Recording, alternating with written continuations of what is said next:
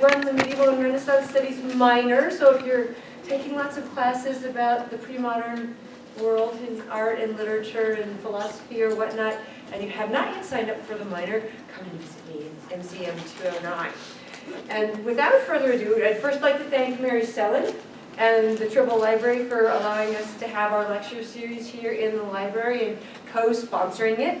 And I want to just say one thing. Next year at this time, we will be in the new library expansion, and it will be a 100-seat auditorium. So you will not be standing, you will be very comfortable. We might even have popcorn. So. Yay! Okay, so thanks again all for coming out. And today I'd like to introduce Dr. Eric Silverman, who is my colleague in the philosophy department.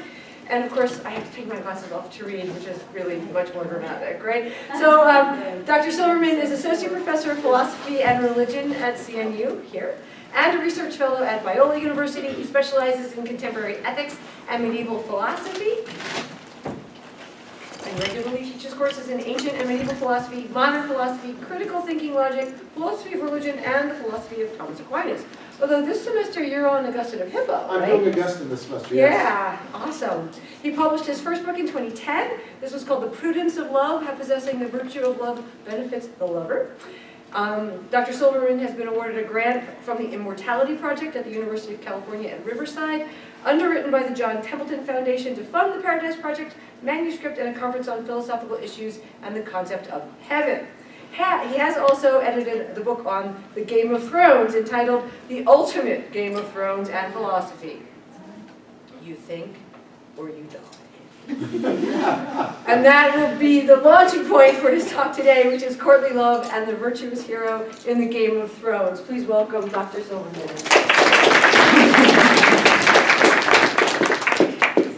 Well, thank you. I'm going to have to start using shorter introductions because I'm not sure I can live up to that intro. But thank you. Thanks to, it looks like we have a great crowd here today. I have an interesting assortment of alumni, people I know who are interested in medieval and Renaissance matters, people from the philosophy classes I've seen before, some logic students who might be here for extra credits, and some people who might just be Game of Thrones fans. But in any case, welcome to all of you. I hope to say something worthwhile, connecting some traditional concepts, philosophical concepts, with the contemporary show, the Game of Thrones. All right, so let's begin. So today I want to talk about two traditional concepts that go back to the pre-modern era that the Game of Thrones, Song of Fire and Ice stories intentionally seek out to break. And that is the virtuous hero with united virtue and the traditional concept of courtly love. These are two concepts that can be found in medieval culture. Game of Thrones attempts to reimagine them and provide sort of its own commentary upon them. So let's start with an account of the traditional account of the virtuous hero. Now, perhaps as far back as Virgil, and certainly in the thought of Plato and Aristotle, there's a philosophical doctrine called the unity of virtue. Roughly, the unity of virtue doctrine claims that truly possessing one virtue, a virtue is a human excellence, truly possessing one human excellence requires possessing all the human excellences. So accordingly, the courageous person, we don't just expect them to be brave, but we also expect them to have virtues of justice, temperance, prudence, benevolence, and so forth. Now the argument for this roughly goes this way. To be truly just, one needs to be temperate and to have control of one's appetites. Otherwise, you'll be inclined to be selfish and unjust, driven by appetites. One has to be courageous and not fear that being just would lead one to be taking risks and be left with inadequate provisions for the self, and so forth. So the claim is that truly having even one of the virtues in its fullest form requires having all of the virtues. And this has become sort of the model, the paradigm of the Western hero. And we can see this model in a range of figures. Finally, there's a unity between what's called moral virtue and intellectual virtue. So the idea here is to be truly virtuous. Part of being truly virtuous morally is knowing how to apply the moral concepts to real life in a wise way. So there's a unity between all of the moral virtues and a unity between intellectual virtue on this traditional account. So much of Western storytelling is drawn upon this image of the fully virtuous person to serve as the model of the classic heroic protagonist. We've seen examples of such heroes such as Clark Kent, Luke Skywalker, Frodo Baggins, Aslan and the Pevensey Children, Aeneas, Harry Potter and Hermione, Granger, Sherlock Holmes, and so forth. Now, to make life interesting, our storytelling allows that the hero might be immature or might struggle with a single significant flaw that will eventually be overcome. But the audience watching these stories has no real doubt that the character's better traits is going to win out, and the final version of the character will present victorious and united virtue. So the whiny, immature Luke Skywalker in episode 4 can count as such a hero who we know will be mature by episode 6. I won't comment on episode 8. Although I will find the jaded idealist, I do find that to be a convincing figure as well. And Harry Potter can be emotionally damaged and struggle with overly vengeful thoughts due to the horrifying betrayal of his parents. Quite understandable that he'd be a little put out by that. But we all know, even from the moment we first meet him, that his moral flaws will ultimately be overcome. And by the end, as Dumbledore encourages, he comes to pity rather than hate Voldemort due to Voldemort's inability to love. Furthermore, such heroes appear to have divine favor, whether through the Force, the Valar, fate, the gods, overarching tides and magic, random coincidences, whatever the particular universe allows.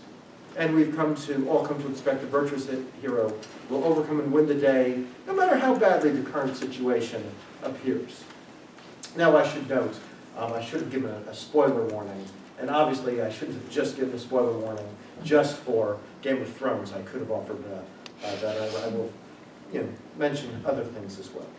All right, so Game of Thrones initially pretends it will participate in this traditional view connecting the fully virtuous hero with success in his exploits. As in many epic stories, we are presented with someone who appears to be the classic hero and the epitome of virtue. Eddard Stark is fiercely loyal to his friends, family, and kingdom. He has a history of courage in battle. He has a deep sense of duty, which causes him to abandon his personal safety and comfort for the sake of the good of the kingdom and his friends, as he accepts the unenviable role of acting as the king's hand. Despite having a bastard son, he does appear to have been otherwise faithful to his wife, and there are even early hints early on that rumors of his unfaithfulness have been greatly exaggerated. And as Master Aemon suggests, he appears to be extraordinarily virtuous. As he says, Lord Eddard is one man in 10,000. He even appears to have the favor of the old gods, as his family seems supernaturally led to adopt 6 direwolf pups who have a mystic bond with his children and act as supernatural protectors. However, while the traditional view leads us to believe that through honor and wisdom and united virtuous character, Eddard will ultimately come all barriers and live happily ever after. He is instead thwarted and betrayed while trying to resolve the political intrigues at King's Landing. In a rejection of the traditional view, good intentions and some aspects of virtue do not guarantee complete virtue, nor will they bring happiness for Eddard. So what goes wrong for Eddard? Well, much of the problem is that moral and intellectual virtue have a weaker connection than we've been trained to expect. He certainly is honorable, but he is far less clever and prudent than we would expect the hero to be. In fact, if you watch closely, he literally tells his enemies his exact plans on what he's going to do. Furthermore, he underestimates his daughter Sansa's childish infatuations with Joffrey. Furthermore, he hesitates to seize power when he obviously should, thus giving his enemies time to prepare. So he's giving them warning and time, Not a good, prudent combination of things to do, no matter how honorable you are. And if that's not enough, he foolishly trusts someone he should not, a person nicknamed Littlefinger.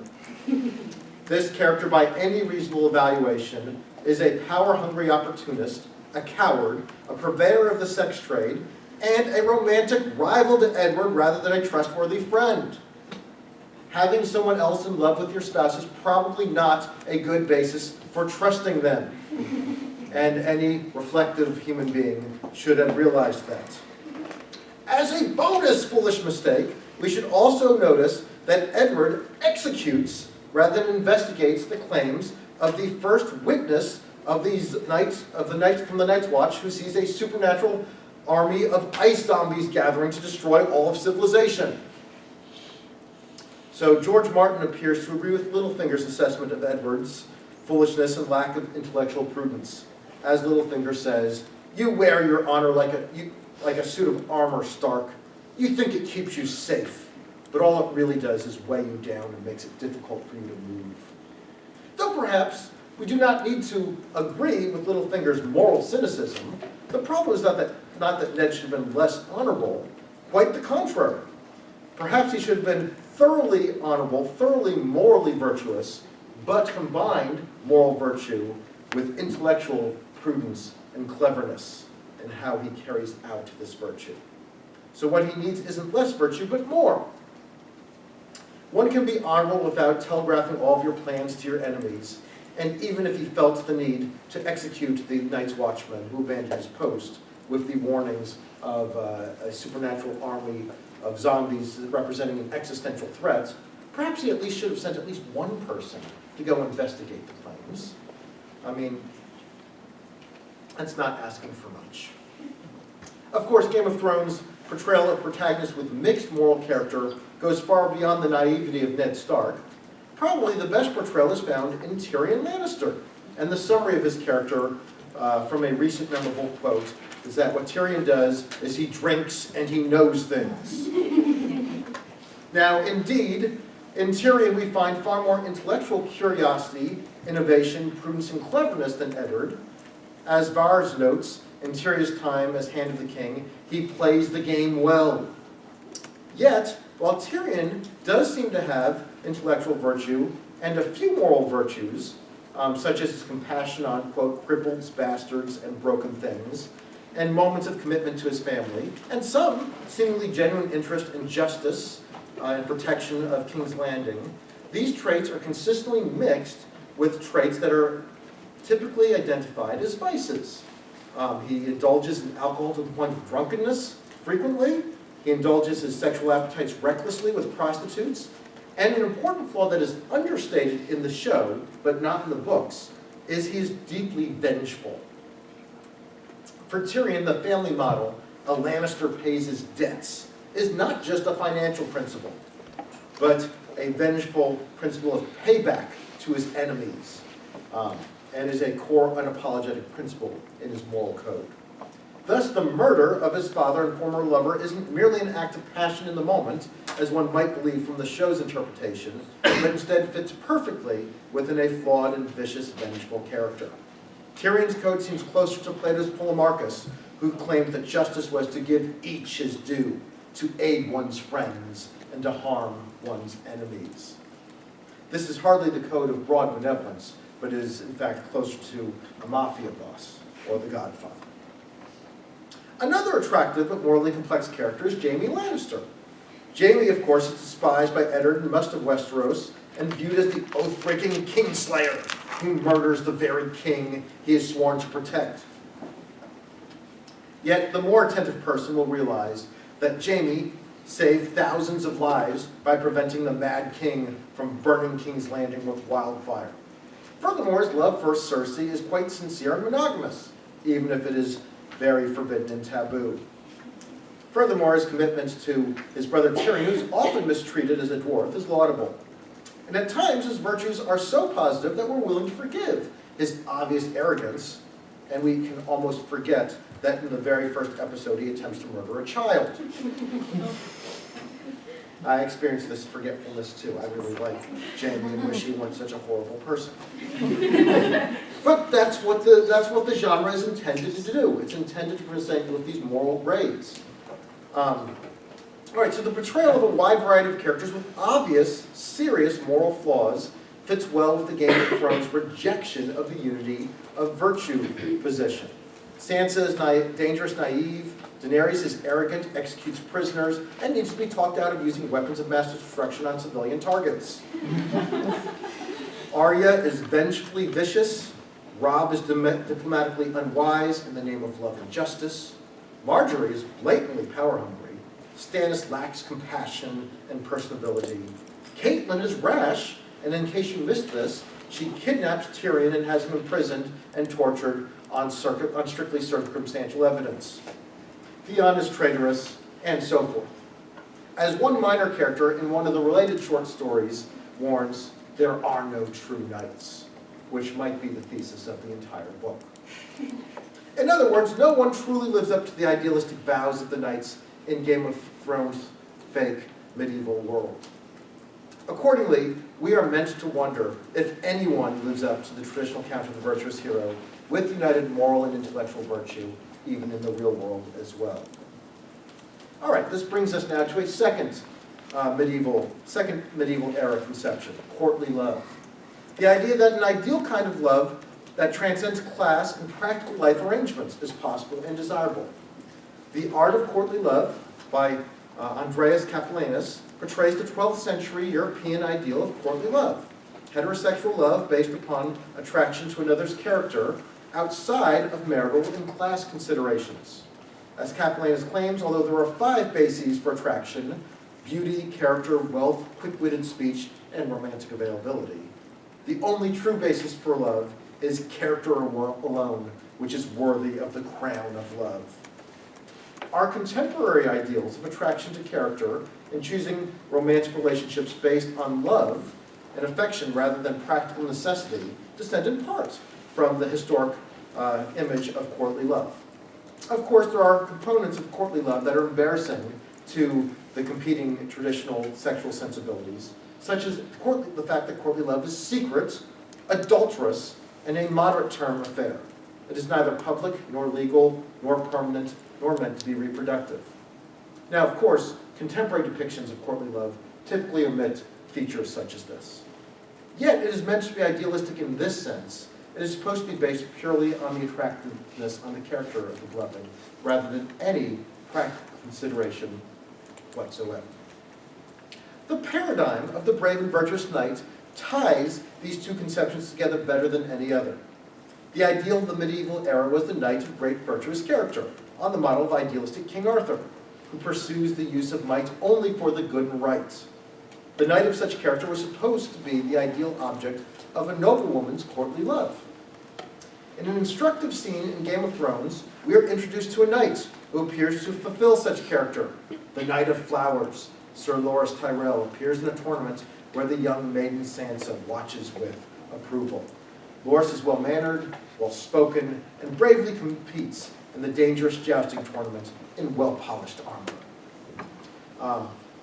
All right, so I want to take a quick moment. I want to show you a 5-minute scene from the movie, the one I've just introduced, which I think well sums up these two images. The idea of we expect a certain figure to have the unity of virtue, and we expect a certain figure to participate in the tropes of courtly love. And we'll see many ways. I want you to look for ways. I want you to look for the tropes, and then I want you to look for ways the scene intentionally breaks the paradigms. So look for them cueing the expectations of the unity of virtue and courtly love, and then look to see those broken.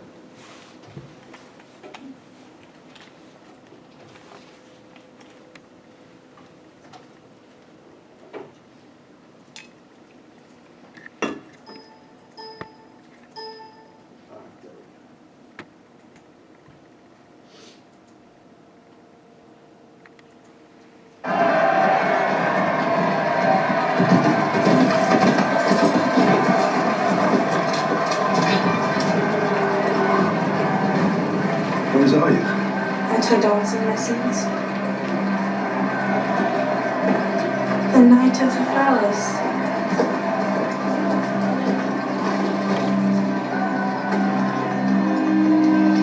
Thank you, Silverman.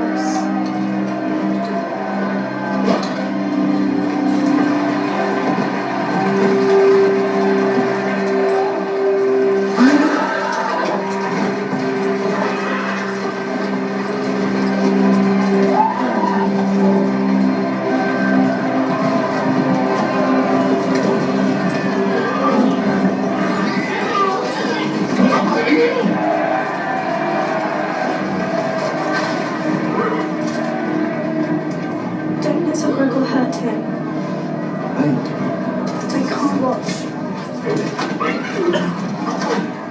100 gold dragons on the mountain. I'll take that bet. Now what will I buy with 100 gold dragons? A dozen barrels of Dornish wine? Or a girl from the pleasure houses of Lys? You can even buy a friend. He's going to die. Solaris rides well.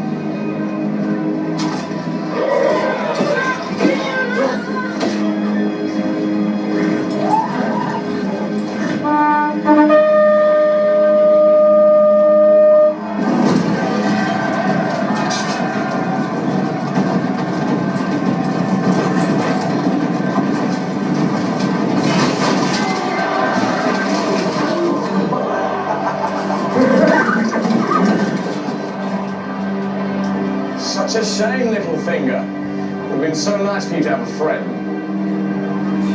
And tell me, Lord Renly, when will you be having your friend?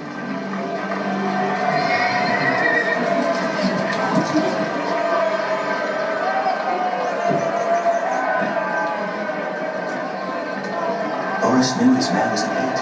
Quite crafty, really. Sir Loris would never do that. There's no honor in tricks. No honor, and quite a bit of gold.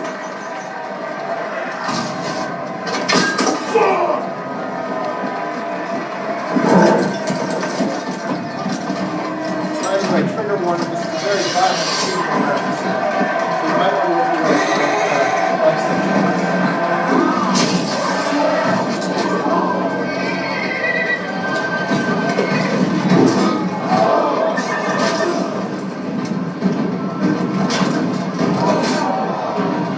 Leave and wait.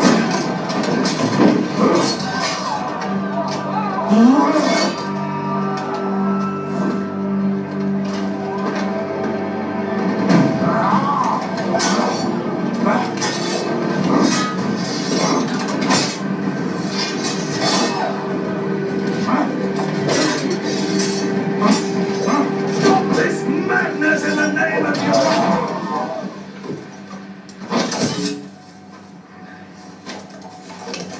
Let him go!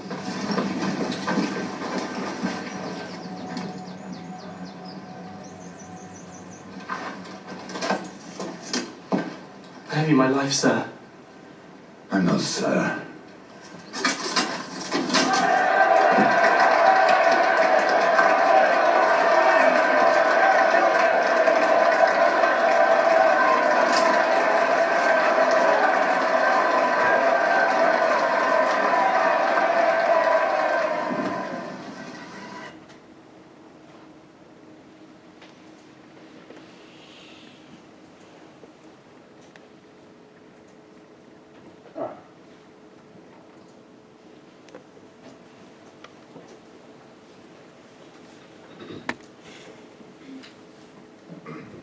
So again, here we see the introduction of Sir Loris, a well-mannered, well-spoken knight who bravely competes in a tournament against a foe.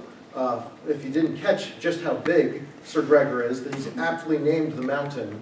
He's about 7 feet and change. He's huge. So where we're trained to expect that he's going to have united virtue. He gives. It shows great courtly manners, giving a rose to Sansa, earning her esteem beforehand. Yet the scene very intentionally depicts Sir Loris as a fraud. His good manners, bravery, and polished armor are for show. He has no romantic interest in Sansa, or any other woman for that matter, in case you did not miss his eyes diverting knowingly to his lover. in the stands. He is neither brave nor honest. He cheats in the joust by riding a mare in heat intended to distract his opponent's mount, thus making Sir Gregor's horse difficult to control. When his opponent, a warrior very aptly named the Mountain, seeks vengeance for the offense and embarrassment, Sir Lors is unable to defend himself, and he's very lucky to survive the incident.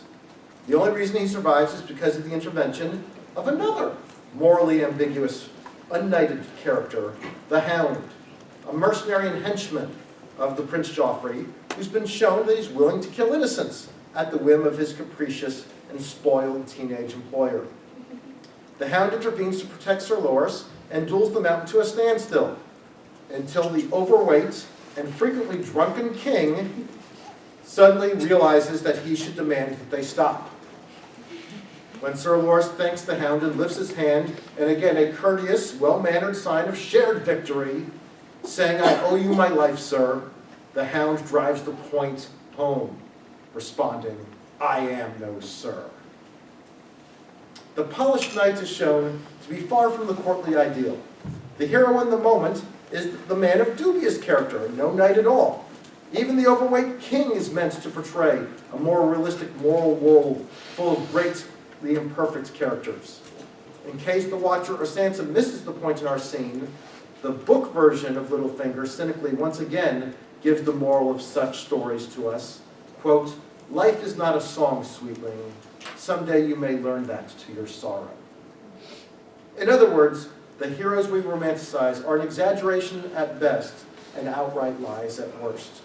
And the real moral world in which disputes and romance occur within is strikingly different from what such simplistic stories would have us believe and hope. Accordingly, like medieval Europe, the Game of Thrones universe is full of characters who mate and marry for power, money, the cementing of political alliances, and reasons other than the ideal. Therefore, the few ongoing relationships in the stories that seem based more in personal attraction and authentic love, especially attraction to character, rather than these other incentives, are all the more noteworthy in Game of Thrones. Yet, these romances tend to be doomed, disappointing at best and deadly at worst. Three romances that we might pick out that seem based more on genuine attraction to character rather than political advantage or alliance are Jon Snow's relationship with the barbarian Ygritte, Robb Stark's marriage to Talisa, and Rhaegar Targaryen's relationship with Lyanna Stark. Robb marries the idealistic Talisa based on love and desire that the relationship be public, legalized, and legitimized, rather than an adulterous secret, despite the fact that he is engaged to one of Walder Frey's daughters for very good political reasons. He's attracted to her selfless and strong lifestyle of caring for the wounded of Robb's army, as well as his enemies. And here we see the crux of courtly love. Robb chooses Talisa's character over political convenience and advantage. He is not primarily interested in her wealth or beauty or political usefulness. The contemporary audience is trained to respond well to such romantic choices. This couple surely deserves, if any, to live happily ever after. Yet their relationship causes Robb to lose the entire war by alienating a key ally, and has other negative, notorious repercussions. Similarly, Jon Snow's care for Ygritte follows much of the courtly pattern.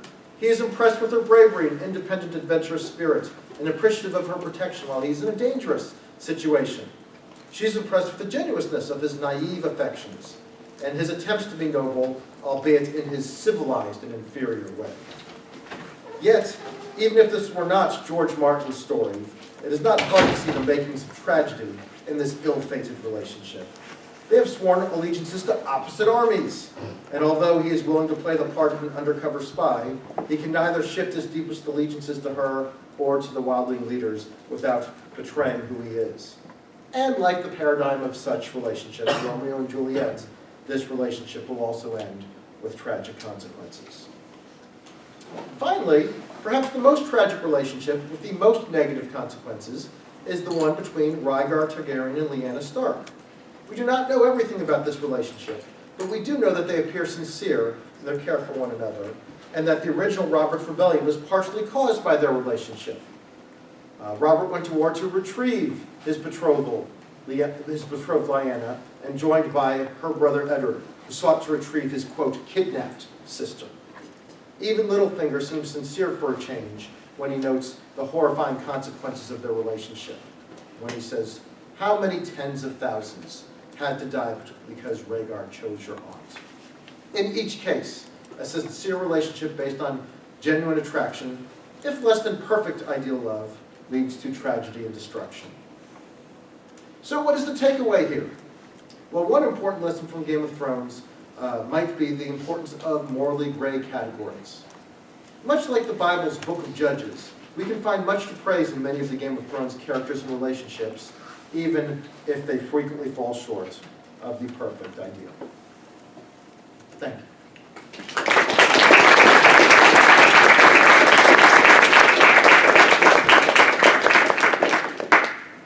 All right, well, I've left plenty of time for questions and answers, so please, anything is fair game. It's quite possible that if you are a true Game of Thrones fanatic, you might ask me about something I really don't know, but I will do my best.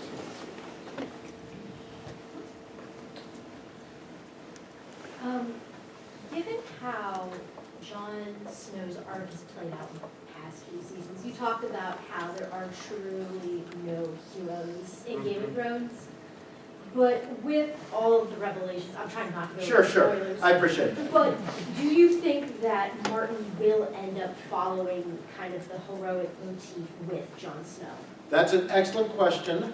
And I will say, well, first I will note, I mean, he is the most heroic of the characters that we've been introduced to. They've tried to give him moral flaws, but the moral flaws that they give him are so forgivable. You know, he lies while captured by the enemy. He's put in a situation where he has to betray someone. These sorts of flaws. So we're meant to be very sympathetic to him. And things, while there have been at least some serious short-term negative consequences, fate seems to favor him. We'll say it that way. In fact, you can even see in the battle scenes, anyone else who did the things that he does in battle would be dead within 30 seconds in this series. But almost supernaturally, he seems to pull through again and again. I will say I think they will continue to show him with mostly positive character. Although I will say, I think he's done some really dumb things this most recent season. Pulling my hair out at some of these things. That's your plan? That's the best you could come up with, really?